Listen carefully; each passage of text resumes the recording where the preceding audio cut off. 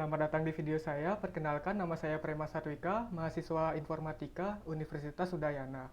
Nah, pada video kali ini saya akan melakukan konfigurasi jaringan menggunakan aplikasi Cisco Packet Tracer. Langsung saja, di sini terdapat sebuah kasus di mana sebuah perusahaan memiliki IP 172.16.6.0/20. Nah, rencananya IP tersebut akan dibagi kepada divisinya. Di sini divisinya berjumlah 6 dengan jumlah host masing-masing dari divisi tersebut. Nah, kemudian di sini ada IP table yang sudah saya siapkan.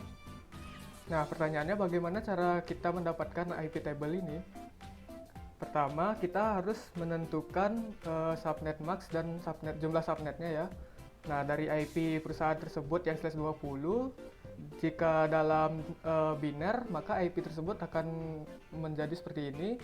Jumlah satunya itu terdapat 20 ya, sesuai dengan slashnya, yaitu /20.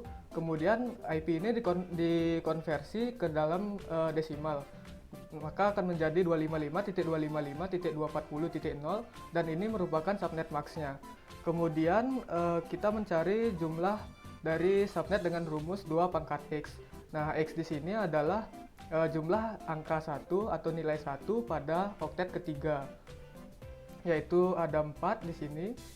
Jadinya kita dapatkan 2 pangkat 6 yaitu 16. Nah, jadi subnet itu adalah berjumlah 16. Kemudian kita menentukan jumlah host dengan rumus 2 pangkat Y min 2. Nah, kenapa di sini min 2? Karena IP pertama akan digunakan sebagai network dan IP terakhir digunakan sebagai IP broadcast. Kemudian Y di sini adalah jumlah 0 dari IP subnet max-nya. Di sini terdapat 12 0, jadi rumusnya 2 pangkat 12 dikurang 2. Maka akan ditemukan jumlah hostnya itu yaitu 4094. Kemudian kita menentukan block size dari setiap subnet. Di sini ada rumusnya 256. Nah, di sini 256 ini dari jumlah IP tiap-tiap oktetnya ya, yaitu dari 0 hingga 255, jadi 256 jumlahnya, dikurang dengan IP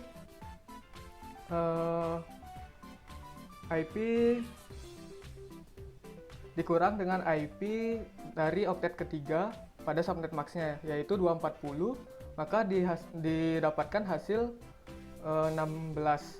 Jadi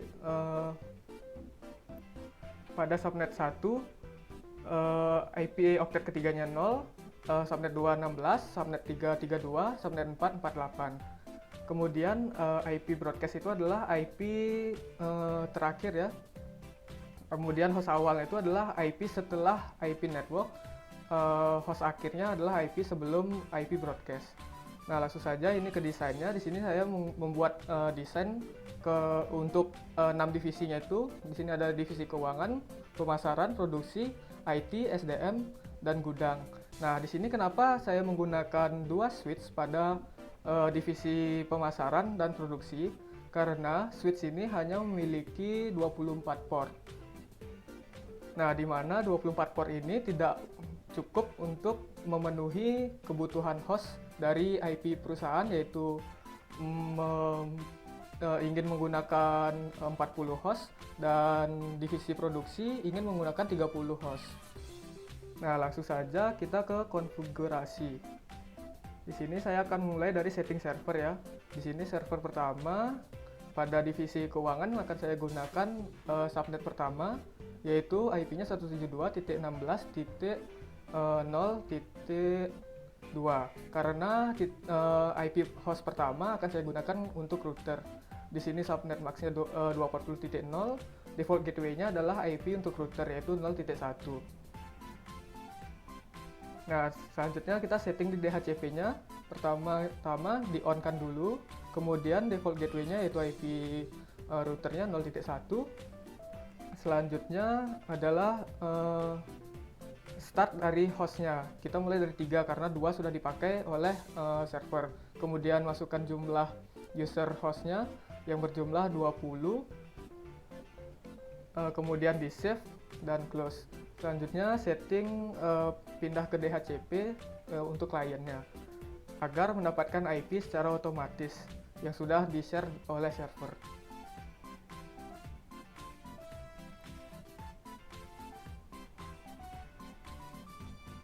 Nah, selanjutnya sama aja ya untuk server kedua, divisi ketiga, divisi keempat sama ya. Perbedaannya hanya pada subnet max-nya. Perbedaannya hanya pada subnetnya.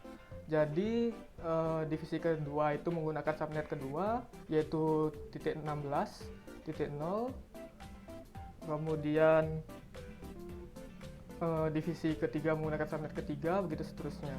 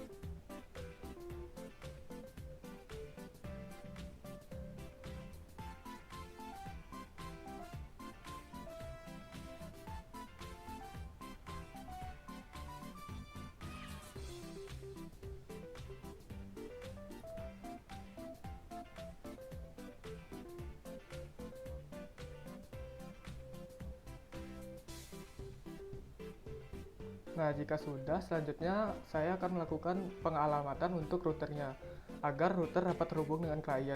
Nah, di sini untuk router pertama saya menggunakan IP address subnet pertama pada fase Ethernet 0-nya.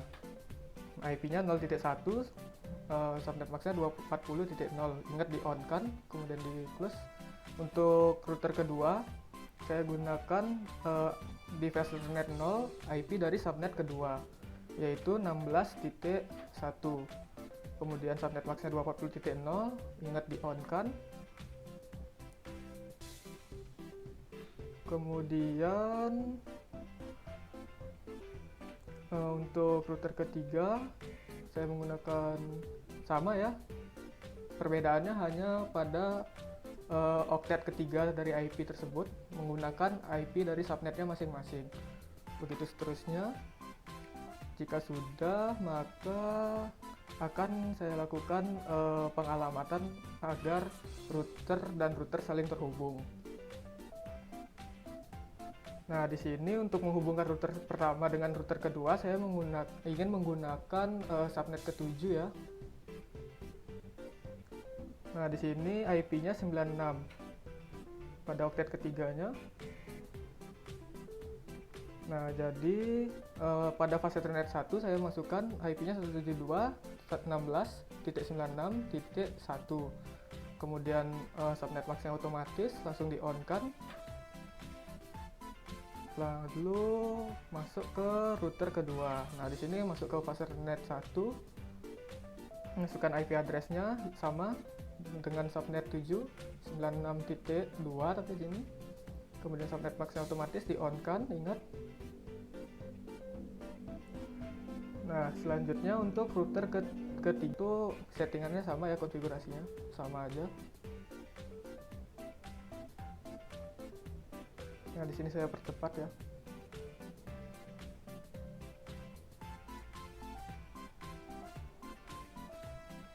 Nah, setelah semua terhubung, di sini saya akan melakukan routing. Nah, apa sih fungsi routing ini?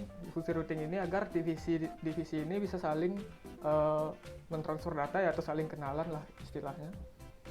Nah, pada router pertama saya akan mengenalkan divisi pertama dengan divisi lainnya. Nah, di sini saya akan memasukkan di network ini saya akan memasukkan IP dari subnet gini ya, subnet divisi yang akan dihubungkan. Nah, pertama di sini divisi kedua yaitu 16.0. Kemudian masukkan max-nya 240.0, kemudian next hop-nya melalui IP dari router kedua yang di fase Ethernet 1 yaitu 96.2. Kemudian tinggal dirubah oktet ketiga dengan IP dari subnet masing-masing divisi yang ingin dikenalkan. Nah, untuk menghubungkan divisi kedua, saya di setting di router kedua. Nah, sini saya akan memasukkan network dari divisi pertama yang menggunakan subnet 1, masukkan MAX-nya, kemudian next hop-nya melalui hingga semua terhubung. Tinggal diganti octet ketiganya ya dengan subnet masing-masing seperti biasa.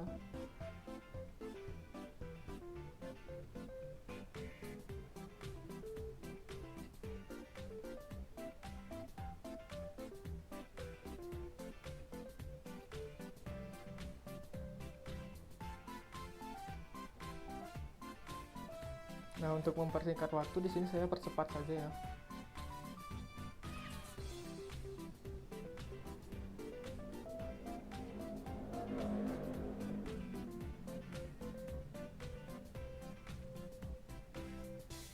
Nah, setelah itu saya akan melakukan testing ya, apakah ini benar-benar sudah terhubung.